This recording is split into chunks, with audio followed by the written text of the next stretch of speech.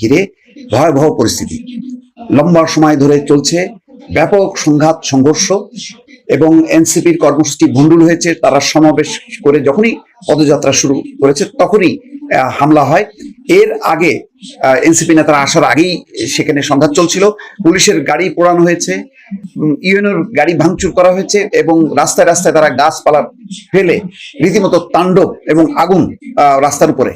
তারপরেও এনসিপি নেতারা এসছে, তারা পৌর পার্কে সমাবেশ করেছে, কয়েকজন নেতা বক্তব্য দিয়েছে, দিয়ে যখন তারা পদযাত্রা নিয়ে মাদারীপুরের দিকে যাচ্ছিল ঠিক তখন হামলা। এবং এই মুহূর্তের পরিস্থিতি 144 ধারা জারি হয়েছে, পুলিশ সেনাবাহিনীর সঙ্গে আরো বিজেপি র্যাব তারা যোগ দিয়েছে। পুলিশ সুপারের কার্যালয়ে অবরুদ্ধ হয়ে আছেন এনসিপি নেতা কর্মীরা, কিন্তু পরিস্থিতি এত উত্তাল, এত ভয়াবহ যে তার উপরও মানে বিভিন্ন অলি গলি বিভিন্ন দিক থেকে আওয়ামী লীগের নেতা কর্মীরা হামলা চালাচ্ছে এবং ব্যাপক গোলাগুলি চলেছে। টিয়ার গ্যাস সেল নিক্ষেপ হয়েছে, কতজন আহত হয়েছে বা হতাহতের অবস্থাটা কি পুরো পরিষ্কার না। থমথমে ধারাবাহিকভাবে হামলা চালিয়ে যাচ্ছে গোপালগঞ্জের বিভিন্ন অলি গলি থেকে শহরের। এবং এই মুহূর্তে 144 ধারা জারির খবর। গোপালগঞ্জে মির্জা ফখরুল ইসলাম আলমগীর এনসিপির এই কর্মসূচিতে হামলা চালানোর জন্য তীব্রভাবে নিন্দা করেছেন।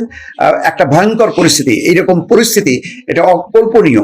কেন এরকম পরিস্থিতি বা এরকম পরিস্থিতি যে রূপান্তর হবে এটা কেন আগে থেকে প্রশাসন আজ করতে পারলো না, আইন শৃঙ্খলা বাহিনী কেন প্রস্তুত ছিল না, সেই অনুযায়ী মেজার নেওয়া অথবা এই কর্মসূচির গতিপথ বদলে দেয়া, এই জায়গাগুলি খুব জরুরি ছিল। এখন যে অবস্থাটা গোপালগঞ্জের একটা তাণ্ডব লীলা চালাচ্ছে আওয়ামী লীগের নেতৃত্বে আওয়ামী লীগের নেতা কর্মীরা, তারা সমাবেশ শেষ হবার পরও দেখা গেছে স্টেজ ভাঙচুর করছে, সেখানে একেবারে চুরমার অবস্থা। মোট কথা এমন গোপালগঞ্জের তছনছ অবস্থা সাম্প্রতিককালে দেখা যায়নি। এটি নজিরবিহীন। একটি রাজনৈতিক দলের শান্তিপূর্ণ কর্মসূচির উপর এইভাবে হামলা, এইভাবে আক্রমণ, এটা কল্পনার বাইরে।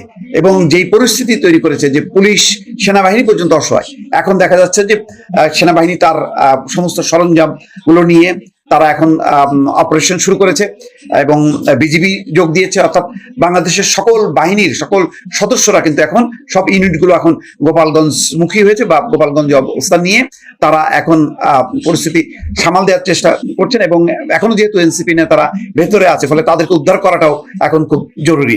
এই মুহূর্তে বলা যায় আপনাদের সঙ্গে যখন কি কথা বলছি তখন সমস্ত চ্যানেলগুলোতে লাইভ চলছে এবং তার একটা ভিডিও চিত্র তারা দর্শক দেখাচ্ছে।